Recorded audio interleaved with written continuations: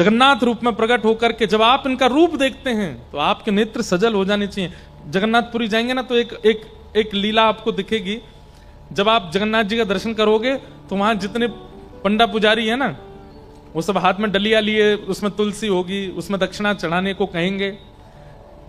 कभी कभी वो क्या करेंगे, सफेद सफेद कपूर लेंगे, आपकी आंखों पर ऐसे लगा देंगे। कोई अगर समीप गया होगा, ये निश्चित हुआ होगा सबके साथ, ऐसे कपूर लगा देते हैं आंखों पर। क्यों? कि भैया ठाकुर जी को सूखे नेत्रों से मत देखो, भीगे नेत्रों से देखो। ये प्रेमावतार है श्री ठाकुर जी का, श्री जगन्नाथ प्रेम विगलित हैं श्री ठाकुर जी। इनके लिए तो सजल नेत्र कर लो। अब हम लोग इतने कठोर हृदय के हैं कि देख करके तो हमारा नेत्र सजल होते नहीं, इसलिए जबरदस्ती कपूर लगाते हैं कि आपके नेत्र सजल हो जाए। और ठाकुर जी का प्रसादी कपूर होता है, वो प्रसाद भी है और उसका दूसरा भाव कि सजल नेत्रों से देखो श्याम सुंदर को।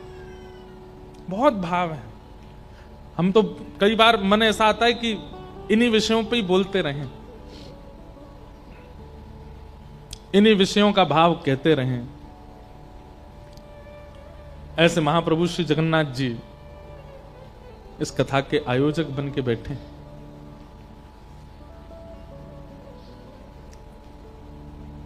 श्री अब नित्य कथा में पंडरीनाथ जी तो याद आएंगे ही क्योंकि महाराष्ट्र में है, परंतु अब हर रोज कथा श्री जगन्नाथ जी को याद करके ही प्रारंभ किया करेंगे।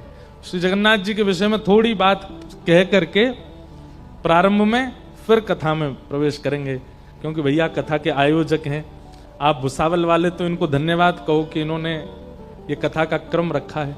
तो नित्य उनका एक कोई भाव सुनेंगे और श्री जयदेव महाप्रभु के द्वारा विरचित गीत गोविंद प्रयास करेंगे उसके और भी श्लोक और भी पदों को गाया करें, और फिर बस थोड़ी देर जगन्नाथ जी को प्रणाम करके फिर कथा में प्रवेश करेंगे। तो बड़े आनंद के साथ श्री भुसावल में ये मंगलमयी कथा चल रही है। आज कथा का द्वितीय दिवस यहां प्रारंभ हो रहा है। कल हम लोग महात्म श्रवण कर रहे थे, महत्व, और महात्मा में दो बातें विशेष रूप से सुनाई गई थी, बहुत ध्यान से सुनिएगा। पहली बात कि श्रीमद् भागवत से भक्ति, ज्ञान और वैराग्य तीनों निपुण होते हैं। फिर हमने एक बात कही थी कि ज्ञान और वैराग्य हम लोगों के लिए आवश्यक क्यों है।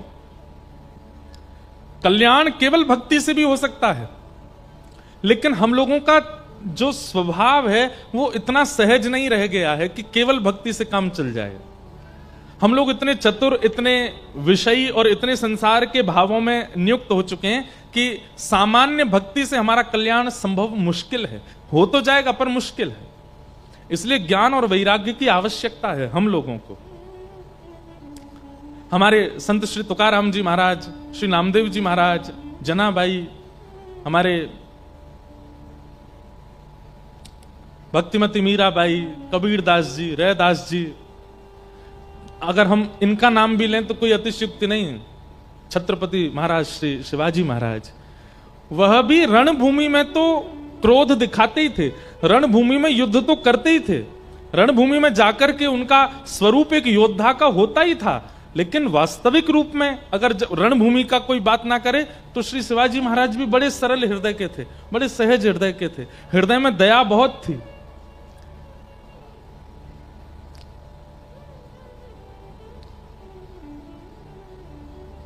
तुकाराम जी के सत्संग में जाते थे हमारे छत्रपति शिवाजी महाराज, और नियम बना लिया था कि कहीं भी श्री तुकाराम जी महाराज का सत्संग हो, उनके पास पूरी लिस्ट होती थी कहां कहां तुकाराम जी अपना भाव सुनाएंगे। और आपको यदि समय मिलता था, समीपता होती थी, तो गुपचुप बिना किसी को बताए, बिना सेना लिए जाते थे सत्संग में। तो सरलता और सहजता, निष्कपटता यदि आपके चित्त में है तो केवल भक्ति, केवल नाम जप, केवल तिलक, केवल कंठीमाला, केवल कथा श्रवण, इन्हीं से आपका कल्याण संभव है। लेकिन हम सबके चित्त में चतुराई भी है, कपट भी है, छल भी है, ईर्ष्या भी है, राग भी है, द्वेष भी है। इसलिए हम लोगों का कल्याण केवल भक्ति से नहीं हो पाएगा। हमें ज्ञान और वैराग्य दोनों युक्त चाहिए। और ज्ञान और वैराग्य युक्त भक्ति कौन प्रदान करता है? श्रीमद् भागवत। तो पहले हमने महात्म्य में ये बात सुनी, फिर दूसरी हमने सुनी कि कहां एक आत्मदेव नाम के ब्राह्मण की संतान नहीं थी, और जब पत्नी ने सहेली के बालक को ही गोद ले लिया और उसी बालक को अपना बता करके पति को दिया, उसका नाम रखा धुंधुकारी, जो कि बड़ा दुष्ट था, सारे व्यभिचार उसने किए, और बड़ा होकर के फिर जब माता पिता पर ही कुठारा घाट करने लगा, माता पिता घर छोड़ के चले गए। बंधुओं, एक बात हम कहें आपसे, आप ऐसी भूमि पर रहते हैं महाराष्ट्र में जिसने ये सिद्ध कर दिया, कोई साधन ना करे, कोई साधना ना करे, कोई तप ना करे, कोई नियम ना करे, केवल नित्य अपने माता पिता को प्रणाम करे तो उसके लिए भगवान विट्ठल प्रकट हो जाते हैं। ये इतनो हमारे ब्रज को प्यारो ठाकुर आपके यहां बैठो है, ब्रजभाषा समझेंगे ना, हमारे ब्रज को इतनो प्यारो ठाकुर आपके महाराष्ट्र में बैठो है और ऐसे करके बैठो है। एक अद्भुत छवि है ठाकुर जी की। किस तप ने, किस यज्ञ ने प्रकट कर दिया इनको? कोई तप नहीं किया गया, कोई यज्ञ नहीं किया गया। पंढरपुर क्षेत्र, उस क्षेत्र में ज्यादा लोग जाते ही नहीं थे, क्योंकि ना वहां पर ज्यादा अनाज हो पाता था, ना ज्यादा कोई व्यवस्थाएं ऐसी थी, वर्षा का भी, ऋतु का भी बहुत विशेष वहां पर कोई व्यवस्था नहीं थी। कल हम लोग सुन रहे थे दामाजी पंत के समय, तो वहां पर कितनी भुखमरी हो गई थी। ऐसी चंद्रभागा के तट पर केवल एक बालक के द्वारा मातृपितृ सेवा, अपने माता पिता की सेवा इतनी भागई हमारे ब्रज के नाथ को, किसी ठाकुर जी विट्ठल बन के प्रकट हो गए। ये सिद्ध आपके महाराष्ट्र की भूमि ने कर दिया कि हिमालय ही भगवत प्राप्ति नहीं कराता है, गंगा स्नान ही भगवत प्राप्ति नहीं कराता, यज्ञ हवन होम ही भगवत प्राप्ति नहीं कराते, पंचाग्नि तापने से ही भगवत प्राप्ति नहीं होती। हमारे महाराष्ट्र के पुंडलीक ने केवल माता पिता की सेवा करके भगवत प्राप्ति कर ली। तो भैया, हमारी आजकल के बालकों से एक निवेदन है, जितने युवा यहां बैठे हैं और जो सुन रहे हैं, एक बार को एक माला कम हो जाएगी तो चलेगा, एक बार को तिलक यदि परिपूर्ण नहीं लगा तो भी चलेगा, एक बार को नगर में कथा हो रही है और एक दिन की छूट जाए तो चलेगा, लेकिन एक दिन भी माता पिता के चरण वंदन को मत छोड़िए। नित्य प्रणाम कीजिए, नित्य वंदना करो। माता पिता के चरण वंदन से ठाकुर जी प्रकट हो। अच्छा, इसमें एक बात और है, कई बालकों की मेरे पास में पर्चियां आती हैं, मंच पर भी कई बालक भेज देते हैं, महाराज जी हमारे पिताजी का ऐसा स्वभाव है, वो तो ऐसा खाते हैं, ऐसा पीते हैं, ऐसा व्यवहार करते हैं, माँ के लिए नहीं आता, माँ होती नहीं ऐसी, पिता ही कभी कभी थोड़े से उद्यमी हो जाते हैं कई घरों में। तो हम उस पक्ष में पिताओं को तो अलग निर्देश देते हैं कि भाई पिता थोड़े से, एक बात सुनिएगा, पत्नी की दृष्टि में कभी आपकी इज्जत कम हो जाए चलेगा, माता पिता की दृष्टि में आपकी इज्जत कम हो जाए वह भी चलेगा, परिवार के लोगों में आपकी इज्जत कम हो जाए चलेगा, लेकिन बालकों की नजरों में अगर आपकी इज्जत कम होती है, यह आपका सबसे बड़ा दुर्भाग्य है कि आपसे जन्म लेने वाली आपकी संतान वो आपका सम्मान नहीं कर पा रही, क्योंकि आपका खान पान, व्यवहार, बोली चाली इतनी पवित्र नहीं है। तो इस पर ध्यान देना चाहिए एक पिता को, एक परिवार के सदस्य को, कि कम से कम बालकों के सामने तो हम ऐसा कुछ ना करें कि कल को बालक ये कहें कि भाई हम उनके पुत्र हैं।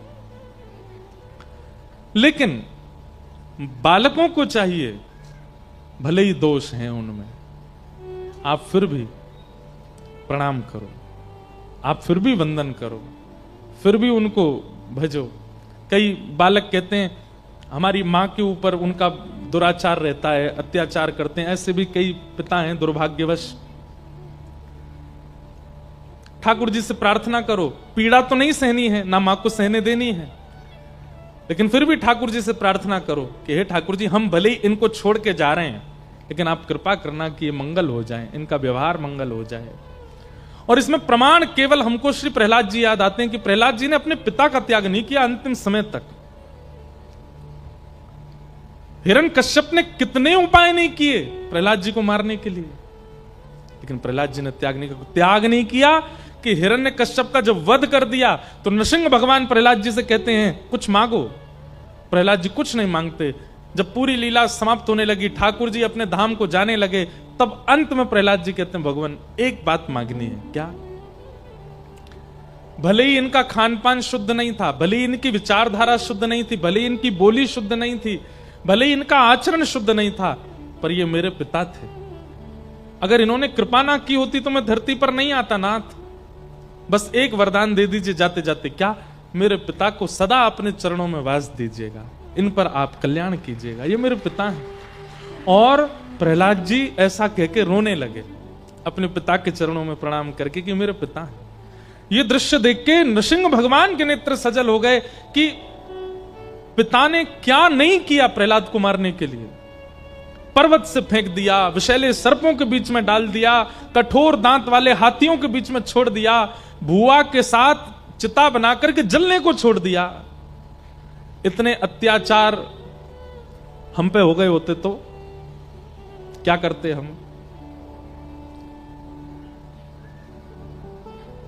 हम लोगों की तो पूछो ही मत, हम क्या करते। और आज के समय में अगर प्रहलाद जी होते तो कितने लोग प्रहलाद जी की एक नई पार्टी बना दी होती, प्रहलाद जी को ले जा करके और एक मोर्चा खड़ा कर दिया होता।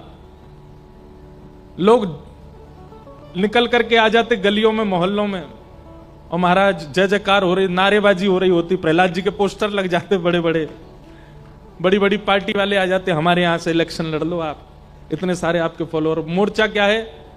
बोले दुष्ट पिता मुक्त मोर्चा। हम लोग तो ऐसे वाले लोग हैं, लेकिन श्री प्रहलाद जी का ऐसा स्वभाव नहीं है ना। उस स्वभाव पर ठाकुर जी रीझ गए। बताओ, इतना कुछ सहने के बाद भी प्रहलाद के चित्त में कोई दोष नहीं आया। हमारी तो प्रार्थना है भैया, आप जिस भूमि पर रहते हैं यहां माता पिता की सेवा भगवत प्रकट करती है। बाकी काम बाद में कीजिएगा, नियम कीजिए, साधना कीजिए, जप कीजिए, नाम गाइए, कथा सुनिए, पर सबसे पहले दिन की शुरुआत माता पिता को प्रणाम करके कीजिए, उनको वंदन कीजिए। हमें कई माताएं पूछती हैं, कई लोग पूछते हैं, बालकों में भगवत भक्ति कैसे प्रारंभ से डाली जाए? अपनी सेवा कराओ, इसी से सीख जाएगा वो। माता पिता अपनी सेवा सिखाएं उसको। स्कूल जाना जरूरी है, पढ़ना जरूरी है, होमवर्क करना जरूरी है, लेकिन इन सब के साथ बालक को यह भी सिखाइए कि सुबह उठ करके बिस्तर से उतरते ही सबसे पहले माँ को प्रणाम करना है, फिर पिताजी को प्रणाम करना है, दादी को प्रणाम करना है, दादा को प्रणाम करना है, बड़े लोगों को प्रणाम करना, उसके बाद मुंह धोना है। बिना मुंह धोए सबको पहले प्रणाम करके आओ। छोटी अवस्था है बालक की, इसमें यही उसको सेवा सिखाइए। फिर स्नान ध्यान करके अपना बाल भोग करके स्कूल जाते हो, ट्यूशन जाते हो, कॉलेज जाते हो। घर से बाहर निकलना है तो सबको प्रणाम करके निकलना है, घर आना है तो सबको प्रणाम करना है, ये सिखाइए। आप केवल इतना ही सिखा दीजिए, हनुमान चालीसा छोड़ दीजिए, बाद में सिखाना। गीता के श्लोक मंत्र आदि सब बाद के लिए छोड़ो, पहले ये सिखाइए। वो बालक यदि घर के बड़े लोगों का सेवक बन गया, हनुमान चालीसा अपने आप उसको ग्रहण करेगी, उसको याद नहीं करना पड़ेगा। हनुमान चालीसा स्वयं कृपा करेगी, गीता जी उस पर स्वयं कृपा करेंगी, संत जन उस पर स्वयं कृपा करेंगे। भाई, मिट्टी में बीज बोया जाए और जल डाला जाए, सूर्य का प्रकाश किया जाए, तो बीज अपने आप पुष्पित होता है, अपने आप पौधा बनता है, पौधे से वृक्ष बनता है, वृक्ष से अब उसमें फल टांगने नहीं पड़ते, उसमें फूल लगाने नहीं पड़ते, अपने आप प्रकट करता है। ठीक वैसे ही बालकों को पहले मातृ पितृ सेवा सिखाओ, ताकि इस महाराष्ट्र में, हमारे इस भारत में एक और पुंडलीक जैसा कोई भक्त हो जो माता पिता की सेवा से एक बार फिर से ठाकुर जी को प्रकट कर दे, ठाकुर जी को प्रादुर्भाव कर दे। तो ऐसी भूमि है महाराष्ट्र की। तो कल हम इस प्रकार महात्मा सुन रहे थे, प्रेत बन गया, धुंधुकारी माता पिता पर दोष बुद्धि रखता था जिसके कारण प्रेत बनना पड़ा। भागवत की कथा से प्रेत योनि से मुक्त हुआ। यहां दो बातें सिद्ध हुई। पहली बात कि कितना भी भयंकर प्रेत हो, कितना भी भयंकर कोई प्रेत योनि में चला गया हो, उसके निमित्त यदि भागवत श्रवण कर ली जाती है या पाठ करा लिया जाता है, वो प्रेत योनि से मुक्त हो जाता है। और दूसरी बात क्या सिद्ध होती है कि भूत प्रेत होते हैं। कई लोगों को लगता है भूत नहीं होते, प्रेत नहीं होते, होते हैं। ये बात सिद्ध हो गई यहां पर आजकल इनका ये थोड़े कम एक्टिव हैं, भूत प्रेत थोड़े कम एक्टिव हैं। क्यों? क्योंकि हम मानव भूतों से कम नहीं हैं। पहले भूत कब आते थे? रात में 10 बजे के बाद आते थे। अब आजकल हम सोते ही 2 बजे हैं, पूरी दुनिया ही जगी रहती 2-3 बजे तक। भूत कहते हैं यार हमारा टाइम भी लेगा ये लोग, सुबह आ नहीं सकते हम। 4 बजे के बाद तो सूर्योदय हो जाता है, सूर्योदय में भूत प्रेत दिखते नहीं है। रात के टाइम हम लोगों को एक नया प्रेत मिल गया है, फोन, उसी के आश्रय में इतना रहते हैं कि भूत प्रेत बेचारे एक्टिव हो ही नहीं पा रहे। अब सब छोड़ छाड़ के चले गए शहरों को, जंगल वंगलों में रहते होंगे, शेर वेरों को दिखते होंगे, हमको तो दिखते नहीं है अब। तो ऐसा है। तो इस प्रकार भागवत जी प्रेत पीड़ा विनाशिनी। आइए अब भागवत जी के प्रथम स्कंद में हम लोग प्रवेश करते हैं। जन्माद्यस्य यतोऽन्वयादितरतः चार्थे स्वविज्ञस्वराट् तेने ब्रह्म हृदय आदि कवये मुह्यन्ति यत्सूरयः तेजो वारिमृदां यथा विनिमयो यत्र त्रिशर्गो मृषा धाम्ना स्वेन सदा निरस्तकुहकं सत्यम परम धीमहि। भागवत जी का पहला श्लोक। जो परमात्मा जन्म और मृत्यु के चक्र से परे हैं, बल्कि जिनके हाथ में जन्म मृत्यु का चक्र होता है। चार्थे स्वविज्ञ स्वराट, जो अविज्ञ हैं, अनविज्ञ नहीं है, सब जानते हैं, उनको सब पता है, उनसे कुछ छुपा नहीं है। तेने ब्रह्म हृदय आदि कवये मुह्यन्ति यत्सूरयः, जो आदि कवि ब्रह्मा आदि जैसे देवताओं को भी अपनी लीला पर मोहित कर लेते हैं, जिनके अधीन सब देवता रहते हैं। पृथ्वी, जल, अग्नि, वायु, आकाश, ये पंच तत्व जिनकी भ्रगुटी टेढ़ी करने पर लीला करती है। धामना स्वेन सदा निरस्त कुहकम सत्यम परम धीमहि। ऐसे परमात्मा इस अमृष दुनिया को, जो मिथ्या है, अपनी माया से सब लोगों को सत्य सी प्रतीत कराते हैं। ऐसे श्री कृष्ण को, ऐसे परम सत्य परमात्मा को हम बारंबार प्रणाम करते हैं। भगवान कौन है? एक बात हमारी बहुत ध्यान से सुनिए सब लोग। ठाकुर जी के प्रति आस्था होना, ठाकुर जी के प्रति श्रद्धा होना, समर्पण होना, ठाकुर जी के प्रति लगाव होना, ये सब बाद की बात। सबसे पहला ये विश्वास होना कि यही सत्य है, ये परम सत्य है। मैं एक बात कथा में कहता हूं, बहुत ध्यानपूर्वक सुनिएगा। हमारा और ठाकुर जी का एक खेल चल रहा है, एक गेम चल रहा है। कौन सा खेल? बचपन में एक खेल खेला था हम लोगों ने,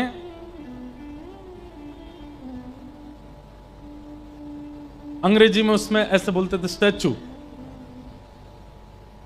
एक बालक कोई 10 तक गिनती गिनता था, 1 2 3 4 10 जैसे ही होते थे, और पीछे मुड़ के देखता तो 5-6 बालक जो हैं वो अलग अलग मुद्राएं धारण कर लेते थे। और फिर वो जो बालक गिनती गिन रहा था, उसका टास्क क्या होता है? जितने मूर्ति बन के खड़े हैं, इनको बिना छुए अपनी बातों से, अपनी क्रिया से, अपनी हरकतों से इनको हंसा के दिखाओ, इनको बुलवा के दिखाओ, इनके हाथ पैर हिला के दिखाओ। और जो जो हिलता जाता था वो आउट होते जाते थे। एक बात कह दें, अन्यथा मत लीजिएगा। इस खेल में हम लोग हार रहे हैं ठाकुर जी की तरह, क्योंकि ठाकुर जी आउट हो ही नहीं रहे हैं, ऐसे ही खड़े हैं पिछले 500 साल से। नाथ द्वार चले जाओ, वहां पे ऐसे ही खड़े हैं। हम सबके घरों में ऐसे ही बैठे हैं, वृंदावन में ऐसे ही खड़े हैं। हम लोगों अपनी भक्ति से, अपने प्रेम से, अपने भाव से, अपनी स्थिति से हिला ही नहीं पाए उनको, वो अभी तक स्थिर ही खड़े हैं। हमें चिंता होनी चाहिए इस बात की कि नाथ,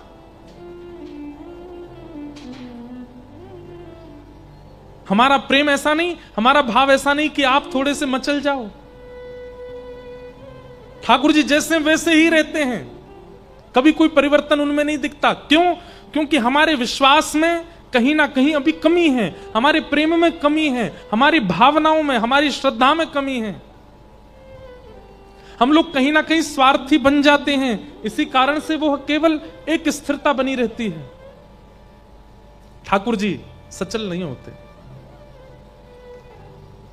श्री नामदेव जी महाराज, श्री तुकाराम जी महाराज, ज्ञानेश्वर माउली, जनाबाई, ये जितने नाम हैं भक्तों के, इन सब ने ठाकुर जी को सचल किया, और आज की भाषा में कहूं तो आउट किया था। ठाकुर जी हिल गए थे इनके लिए।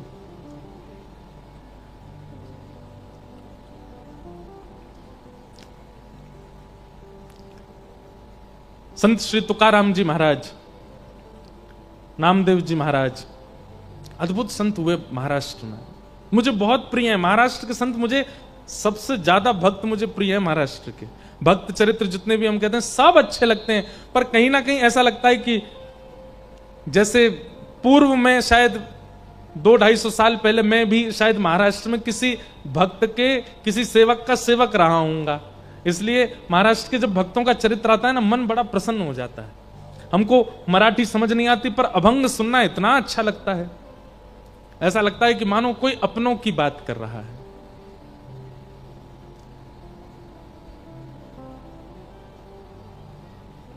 नामदेव जी महाराज एक दिन कीर्तन कर रहे थे और मंदिर में विराजमान श्री पंडरीनाथ भगवान ठाड़े थे, सबको दर्शन दे रहे थे। और दर्शन देते देते श्री ठाकुर जी इतने व्याकुल हो गए कि पीछे खड़ी हुई रुक्मणी जी से कहने लगे, बोले रुक्मणी जी, बोले हाँ जी बताओ, हमसे रुका नहीं जा रहा है। बोले क्यों नहीं रुका जा रहा, मतलब? बोले नामदेव जी इतना सुंदर कीर्तन कर रहे हैं, इतने आनंद से नृत्य कर रहे हैं, इतने सारे वैष्णव मिलकर के करताल बजा रहे हैं, मुझसे रुका नहीं जा रहा। मेरा मन हो रहा है कि मैं भी कीर्तन में चला जाऊं, जाकर के नृत्य कर लूं थोड़ा सा। रुक्मणी जी बोली, आप यदि चले गए तो यहां दर्शन कौन देगा सबको?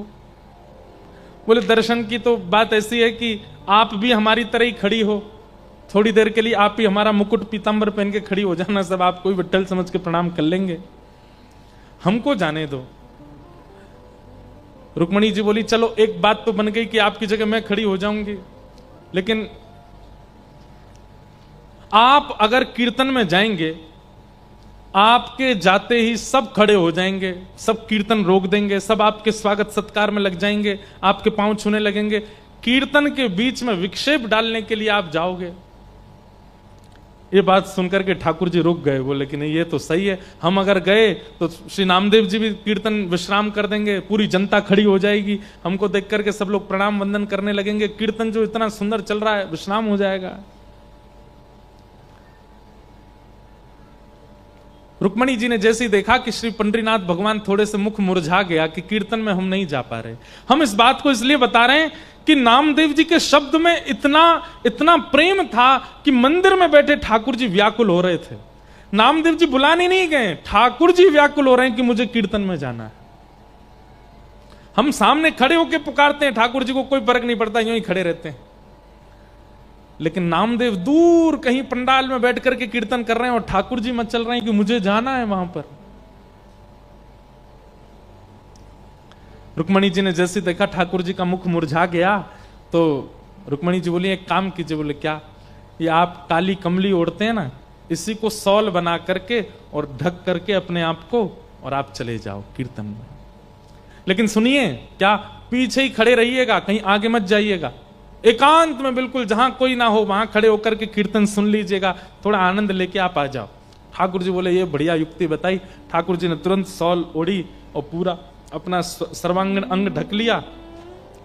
काली शॉल और कालो लाला दिखाई तो दे मैंने लेकिन ठाकुर जी की पहचान तो चाल से ही हो जाती है, उनकी चाल ही ऐसी मदमस्त है कि कोई ना पहचाने। लेकिन फिर भी ठाकुर जी को यह था कि विक्षेप नहीं हो कीर्तन में, मैं पीछे जाके खड़ा हो जाऊंगा। आहा, ठाकुर जी पीछे आकर के खड़े हो गए। हजारों की तादाद में वैष्णव बैठे थे और श्री पंडरीनाथ भगवान पीछे खड़े होकर के एक दीवार से टेक लगा करके मधुर भाव से नामदेव जी का कीर्तन सुन रहे हैं। और सुनते सुनते सुनते सुनते जैसे जैसे कभी कभी श्रोताओं में उचंग आती है ना, ऐसे ठाकुर जी में उचंग आने लगी। और जैसे ही कीर्तन की गति लय तेज हुई, थोड़ा कीर्तन की गति तीव्र होने लगी, श्री ठाकुर जी भूल गए कि मुझे सबसे छुपना है। वहीं कमर पर हाथ धर के उछल उछल करके कीर्तन करने लगे, नृत्य करने लगे। और नृत्य करते करते ठाकुर जी के नेत्र बंद हो गए। अब जैसे ठाकुर जी नृत्य करने लगे, धीमे धीमे जनता में प्रवेश करने लगे।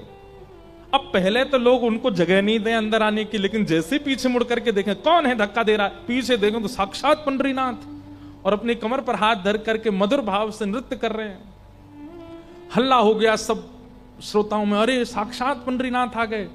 सब ने मार्ग दे दिया और श्री ठाकुर जी नृत्य करते करते नेत्र बंद हैं, अश्रुपात प्रेमाश्रु गिर रहे हैं नेत्रों से, और कभी भुजा उठा के नृत्य करते हैं, कभी कमर पर हाथ धर के नृत्य करते हैं।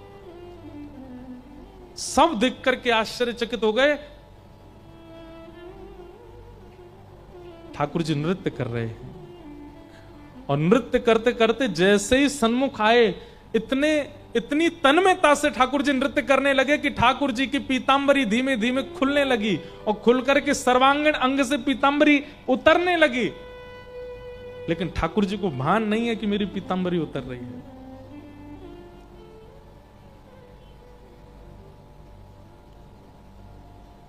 आहा, उस छवि को देख करके जितने वैष्णव थे सब आनंदित हो गए, सबके नेत्र सजल हो गए। सबने ठाकुर जी को प्रणाम किया, दंडवत किया। इतना प्रेम ठाकुर जी करते हैं एक वैष्णव वाणी से। एक अभंग गाया जाता है, उसका अर्थ तो मुझे ज्यादा नहीं पता। अबीर गुलाल उधरी तरंग, माझा घरी नाचे माझा सखा पांडुरंग, नाथा घरी नाचे माझा सखा पांडुरंग। ठाकुर जी नृत्य कर रहे हैं।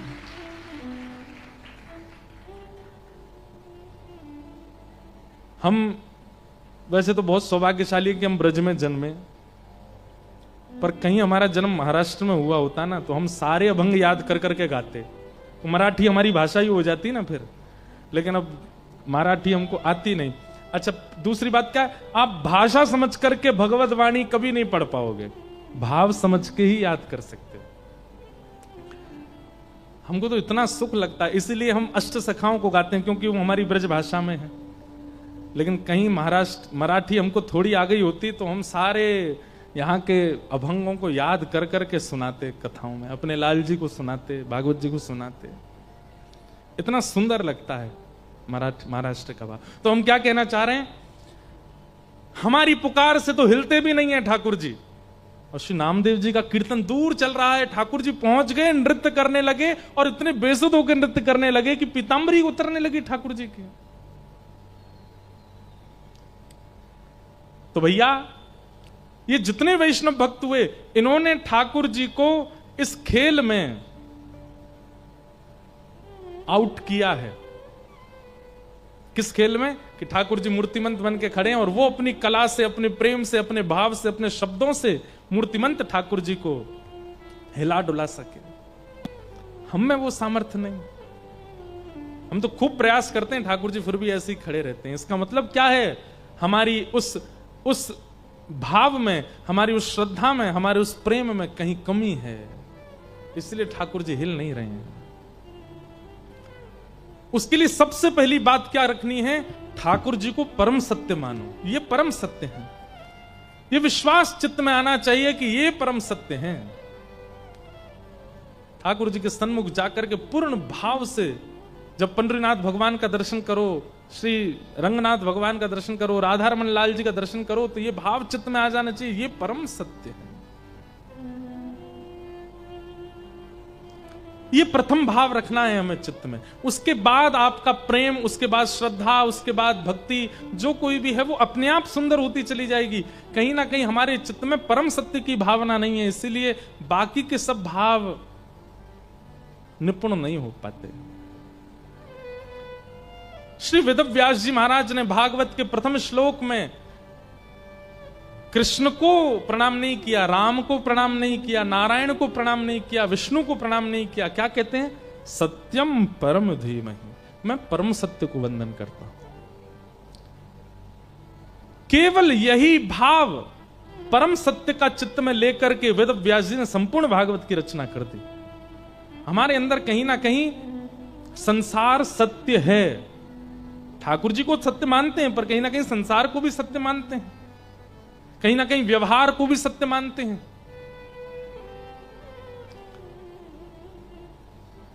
एक बार सुनिएगा, संत श्री तुकाराम जी महाराज, नाम सुना? आप नहीं सुनेंगे तो कौन सुनेगा? है महाराष्ट्र वालों को नहीं पता होगा तो आपको पता है, जैसे हम लोग कीर्तन करते हैं ना, जय जय राम कृष्ण हरि, ऐसे एक कीर्तन और होता है, ज्ञानोबा तुकाराम, ज्ञानोबा तुकाराम, ज्ञानोबा तुकाराम। ये ज्ञानोबा तुकाराम कीर्तन क्यों होता है? एक बार श्री पंडरीनाथ भगवान को शयन करा करके पुजारी जी चले गए, और श्री पुजारी जी जैसे नेत्र बंद करके सोए तो उनको क्या दिखा कि ठाकुर जी को मंदिर में शयन करा के आए, कंबल उड़ा के आए, और पुजारी जी के सोते ही नेत्र में स्वप्न क्या आया? ठाकुर जी ने अपना कंबल हटा दिया और पांव में घुंघरू बांध करके, अपने पैरों में घुंघरू बांध करके और हाथ में करताल लेकर के श्री पंडरीनाथ भगवान नृत्य कर रहे हैं, गा रहे हैं। रुक्मणी जी बैठ करके मृदंग बजा रही हैं, ज्ञानोबा तुकाराम, ज्ञानोबा तुकाराम, ज्ञानोबा तुकाराम।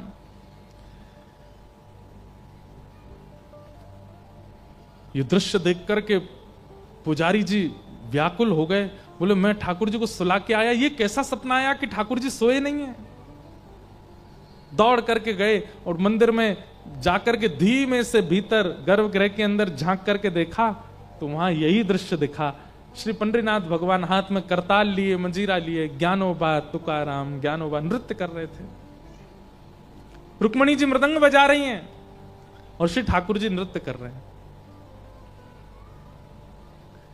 पुजारी जी ने तुरंत प्रणाम किया, जय हो पंडरीनाथ। ठाकुर जी तुरंत स्थिर होने लगे, अपने स्थान पर खड़े होने लगे, बिल्कुल स्थिर। बोले अब मत होइए, चोरी पकड़ ली हमने, अब जैसे हो वैसे ही रहो। ठाकुर जी बोले आप क्यों आ गए?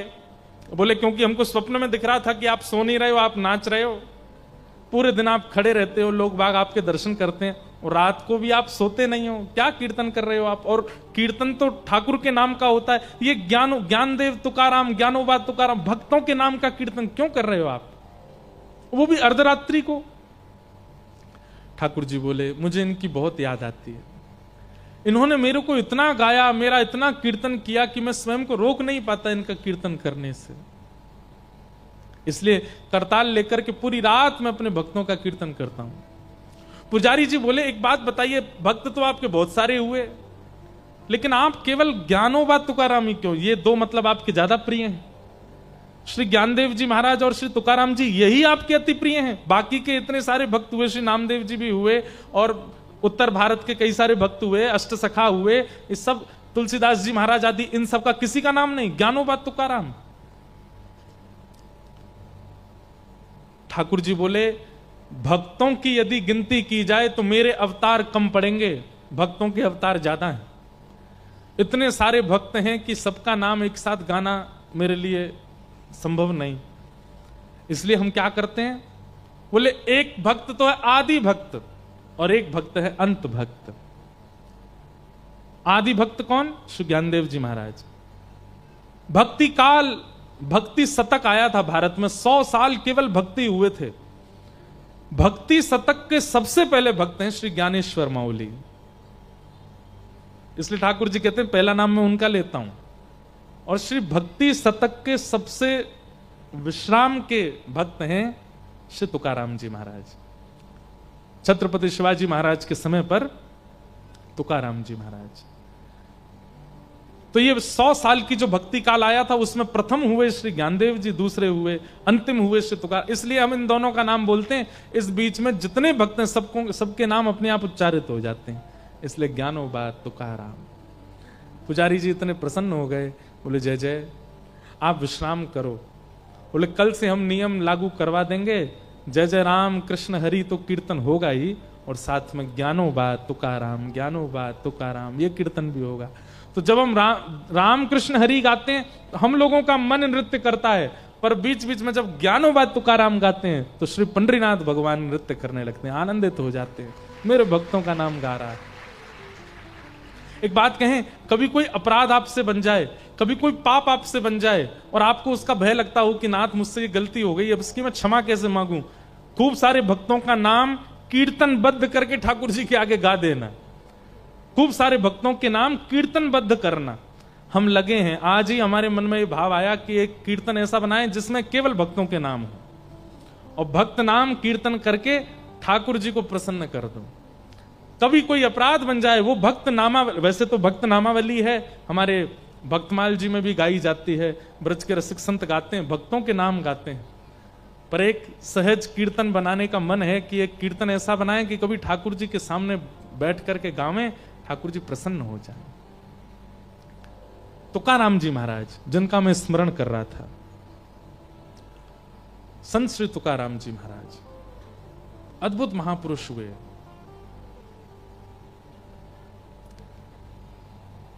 तुकाराम जी की पत्नी अनुकूल नहीं थी, कथा सबको पता है, सब लोग इधर देखिए, ध्यान से सुनिएगा। तुकाराम जी की पत्नी अनुकूल नहीं थी। अनुकूल मतलब मन के मुताबिक, लड़ती थी, झगड़ा करती थी, डांटती थी, फटकारती थी, और कभी कभी ज्यादा गुस्सा आ जाता था तो श्री तुकाराम जी पर कुछ फेंक फांक भी देती थी, मारती थी ऐसा तो नहीं कहेंगे हम, लेकिन वो एक प्रसंग है, गन्ना वाला प्रसंग। श्री तुकाराम जी सारे गन्ने बांटे आए गांव में, एक गन्ना बच्चा बस। पत्नी ने कहा इतने सारे गन्ने लेके गए थे, कितना रुपया कमा के लाए? बोले रुपया कमाने के लिए तो लेके गए थे, पर बीच रास्ते में बच्चों ने मांग लिया गन्ना दे दो, तो हम तो मुफ्त में ही बांटे आए, एक ही बच्चा है, बालक कम पड़ गए, नहीं तो ये भी चला जाता। पत्नी को गुस्सा आया, गन्ना लेकर के तुकाराम जी की एक पीठ पर दिया, सो 2 हो गए। तुकाराम जी हंसने लगे, वाह मेरी पत्नी कितनी बुद्धिमान है। क्यों? मैं सोच रहा था एक ही गन्ना है, घर में खाने वाले 2 कैसे खाएंगे, इसने मार के 2 कर दिए, ले एक तू खा एक मैं खाऊंगा। तो उनकी पत्नी अनुकूल नहीं थी, लेकिन वो उसकी हर स्थिति को स्वीकार करते थे। तो एक बार एक गांव का एक बालक गया तुकाराम जी के पास, और उसने तुकाराम जी से जाकर के कहा कि महाराज मैं आपसे एक बात पूछना चाहता हूं। बोले क्या? पूरा गांव जानता है, देहू पुणे के पास स्थान है देहू, जहां तुकाराम जी महाराज रहते थे। बोले पूरा देहू जानता है, सब गांव के लोग जानते हैं कि आपकी पत्नी बिल्कुल अनुकूल नहीं है आपके, उसका व्यवहार। अच्छा एक और बात है, श्री तुकाराम जी महाराज का ऐसा मैंने सुना भक्त चरित्र में कि उनका पहले ब्याह हुआ था, एक बेटा भी था, पर अकाल की वजह से पत्नी और बेटा दोनों की मृत्यु हो गई। फिर उसके बाद तुकाराम जी बिल्कुल सन्यासी महात्मा हो गए, लेकिन फिर किसी कारण से उनका फिर ब्याह किया गया। तो फिर जब पत्नी दूसरी आई, वो बड़ी तेज थी, बहुत शासन करती थी। तो उस बालक ने कहा पूरा गांव जानता है, पूरा देहू जानता है कि आपकी पत्नी बिल्कुल अनुकूल नहीं है, लेकिन फिर भी आप इतने प्रसन्न दिखते हैं। आप जब अपने घर से निकलते हैं तो हजारों लोग आपके दर्शन के लिए खड़े रहते हैं। अरे कहां तक कहें, भारत के सम्राट छत्रपति शिवाजी महाराज, वो आपके यहां जगह जगह जब आपका कीर्तन होता है तो पहुंचते हैं और ससम्मान आपका इतना आदर करते हैं, इतना सम्मान करते हैं, सब आपकी इतनी सम्मान करते हैं। पर बात तो सत्य है कि जग सम्मान करता हो, घर का अत्यंत समीप व्यक्ति यदि इतना इतना शासन करता हो, इतना गंदा बोलता हो, मन प्रसन्न कैसे रह सकता है? आप सबसे ज्यादा समय अपनी पत्नी के साथ व्यतीत करते हैं और वो बिल्कुल आपका सम्मान नहीं करती, मैं बस आपसे यह जानना चाहता हूं, इस प्रसन्नता का राज क्या है? आपको चिंता नहीं होती, आपका मन व्याकुल नहीं होता, आपको पीड़ा नहीं होती चित्त में, आप इतने प्रसन्न रह कैसे लेते हो? कृपा करके मुझे अपनी इस प्रसन्नता का राज बताइए। तुकाराम जी महाराज बैठे थे, तो बैठे बैठे तुकाराम जी बोले, सुनो, बहुत पते की बात है, ध्यान से सुनिएगा। तुकाराम जी बोले, मेरा राज तो बाद में बताऊंगा, लेकिन मुझे तेरा एक राज पता है। बालक घबरा गया, आपको क्या पता चल गया मेरे बारे में? बोले, तुम्हारा एक राज पता है कि तुम्हारे जीवन के केवल 7 दिन बचे हैं, 7 दिन बाद तुम्हारी मृत्यु हो जानी है बच्चा, केवल 7 दिन बचे हैं तुम्हारे। और वो बालक अपने प्रश्न तो सब भूल भाल गया। बोले, मैं काय को आ गया आपके पास। तुकाराम जी को प्रणाम करके तो तुरंत भागा। 7 ही दिन बचे थे उसके। 7 दिन तक वो बालक ऐसा हो गया, एकांत में बैठा रहता। कोई आकर के उसकी बहुत प्रशंसा करता तो वो प्रसन्न नहीं होता था, कोई आकर के उसकी बहुत निंदा करता तो वो दुखी नहीं होता था, कोई आकर के उसका बहुत सम्मान करता था तो उसको पीड़ा नहीं होती थी, कोई उसका अपमान कर देता था तो वो सोचता था, भाई जीवन के 7 ही दिन बच्चे, कर ले अपमान, तू भी क्या करेगा। 24 घंटा केवल राम कृष्ण हरि, राम कृष्ण हरि, राम कृष्ण हरि। जीवन के 7 दिन बचे, मैंने ये भी अपराध किया था, मैंने ये भी पाप किया था, मुझसे ये भी गलती हो गई थी, हे ठाकुर जी मुझे क्षमा कर देना, मेरे जीवन का बस 7 दिन बचे हैं, मुझे सदगति दे देना, हे ठाकुर जी। एक संत, तुकाराम जी जैसे संत, जिनकी आज्ञा लेकर के छत्रपति शिवाजी रहते हैं, वो मुझसे झूठ तो बोलेंगे नहीं। मेरे जीवन के 7 दिन बचे हैं, नाथ मुझ पर कृपा करना। 7 दिन बीत गए। जैसे ही 7वां दिन प्रारंभ हुआ, सुबह स्नान ध्यान करके ठाकुर जी की सेवा करके, और दिन तो तिलक लगाता था, पर आज तो वो पूर्ण रूपेण 12 तिलक आदि करके और बिल्कुल गया और जाकर के श्री तुकाराम जी महाराज के चरणों में प्रणाम किया। भगवान, आज मेरे जीवन का अंतिम दिन है, 7वां दिन है, मेरी मृत्यु होने वाली है। आपने बताया था 7वें दिन मृत्यु होगी। तुकाराम जी बोले, अच्छा बेटा, इन 7 दिनों में तुमने क्या किया? तीसरे दिन तुमने कौन सी सब्जी खाई थी? बालक बोला, मुझे याद नहीं, मां ने क्या बनाया था, बस मैंने खा लिया। अच्छा, तीसरे दिन की छोड़ो, कल रात्रि को तुमने क्या खाया था? बोले, मुझे बिल्कुल याद नहीं है। अच्छा, तुम्हारा किसी ने सम्मान किया था? बोले, मुझे वो भी स्मृति में नहीं है, पता नहीं, आए तो थे बहुत। किसी ने अपमान किया, किसी ने गलत गाली दी तुमको? बोले, दी तो थी, पर वो भी मुझको याद नहीं है। बोले, क्यों याद नहीं है? बोले, मैं केवल राम कृष्ण हरि, राम कृष्ण हरि, राम कृष्ण हरि जप रहा था, मन में ये सोच रहा था 7 ही दिन बच्चे हैं, किसी का अपमान लेकर के क्यों दुखी हूं, किसी का सम्मान लेकर के क्यों प्रसन्न हूं, क्या बनता है, नमक है कि नहीं, नींबू है कि नहीं, रोटी है कि नहीं, चावल बने हैं, क्या बना है, पूरन पोली बनी, जो मिलता था बस खा लेता था, मैंने ज्यादा चिंतन किया नहीं। तुकाराम जी बोले, यही मेरे जीवन का राज है, मैं कुछ चिंतन नहीं करता, मैं हर दिन को अपना अंतिम मानता हूं, मुझे बस यही लगा रहता है कि मेरे कभी भी प्राण जा सकते हैं।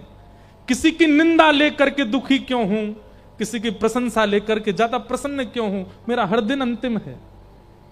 मेरी पत्नी, वो मेरे से बिल्कुल प्रतिकूल रहती है, उसकी चिंता लेकर के क्यों बोझ रखूं।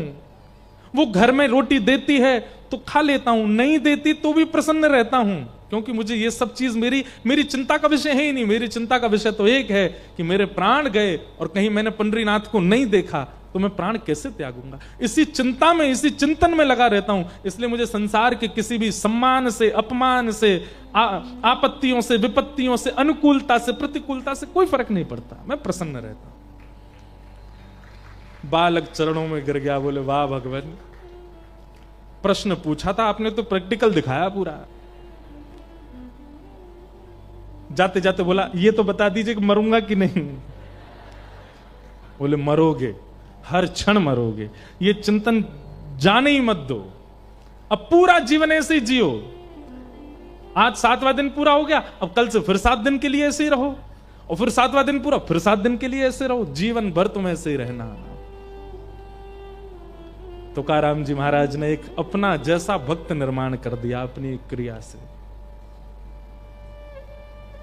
ऐसे महापुरुष, सत्यम परम धीमहि, ठाकुर जी के प्रति जिनका परम सत्य स्थिति भाव होती है ज्यादा विचलित नहीं होते। इसलिए ठाकुर जी के प्रति सबसे पहले जो निवेदन आपको करना है, उनके प्रति परम सत्य की भावना रखना कि ये परम सत्य हैं, बाकी सब मिथ्या है, यही परम सत्य है बस।